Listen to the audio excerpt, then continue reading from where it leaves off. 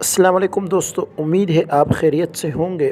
آج کی اس ویڈیو میں آپ کو پنجگور اور نوشکی میں جو دہشت گردوں نے کارروائی کی اس بارے میں آپ کو آج ایک اہم بات بتانے جا رہا ہوں۔ دوستو، بلوچستان میں جس طرح پاک فوج کو گاڑیاں دی ہوئی ہے، ان پر اکثر یہاں لوگ سبزیاں بیچتے ہیں۔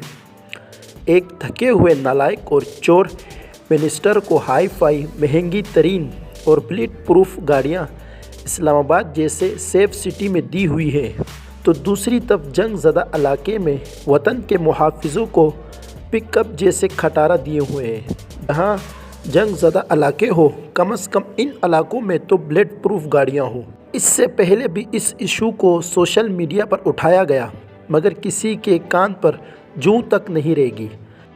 ہم اپیل کرتے ہیں کہ بلوچستان میں دہشت گرد حملوں سے محفوظ رہنے کے لیے ایف سی والوں کو بلٹ پروف گاڑیاں دی جائیں۔ ایف سی کے قافلوں پر بہت عرصے سے حملے ہوتے آئے ہیں، جن میں ہزاروں بیٹے شہید ہو چکے ہیں۔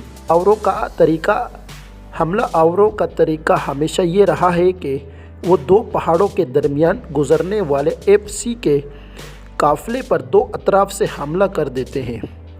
پہلے شدید فائرنگ کرتے ہیں جس سے قافلہ رک جاتا ہے، اس کے بعد قافلے پر راکٹس اور گولیاں برساتے ہیں۔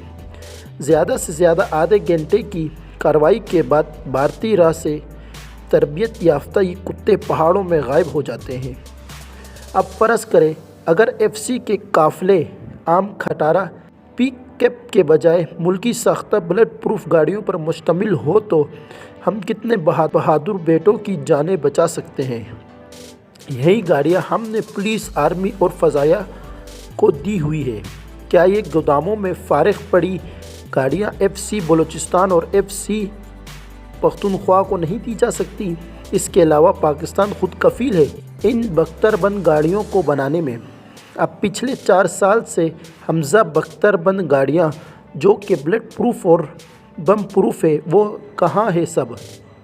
آخر ہماری حکومت کب ہوش کے ناخن لے گی اور کب ہمارے آرمی چیف اس کا نوٹس لیں گے؟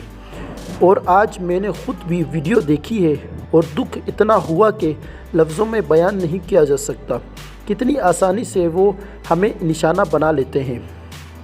تو دوستو، آپ تمام بھائیوں سے ریکویسٹ ہے، میری یہ ویڈیو دیکھنے والوں سے ریکویسٹ ہے، ایف سی بلوچستان کو بلٹ پروف گاڑیاں اور جدید ہتھیار دلوانے کے لیے میرے ساتھ آواز اٹھائیں اور ہماری اس ویڈیو کو شیئر کریں۔ شکریہ۔